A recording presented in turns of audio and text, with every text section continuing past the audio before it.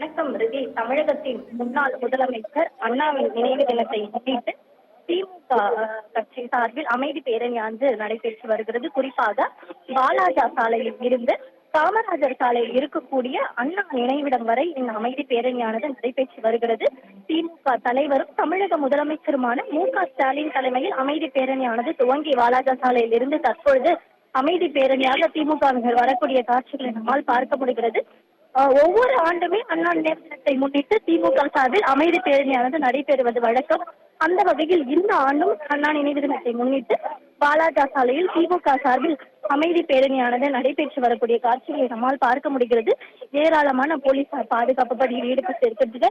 மேலும் திமுக அமைச்சர்கள், திமுக நாடாளுமன்ற உறுப்பினர்கள், சட்டமன்ற உறுப்பினர்கள், செயற்குழு, பொதுக்குழு உறுப்பினர்கள் என அனைவருமே திமுக தலைவர் மு.க.ஸ்டாலின் பின்னால் வரக்கூடிய அந்த காட்சிகளை நம்மால் பார்க்க முடிகிறது. முன்னதாக பொதுச் செயலாளர் துரைமுருகன், துணை முதலமைச்சர் உதயநிதி ஸ்டாலின் உள்ளிட்டோரும் வரக்கூடிய அந்த காட்சிகளை நம்மால் பார்க்க முடிகிறது.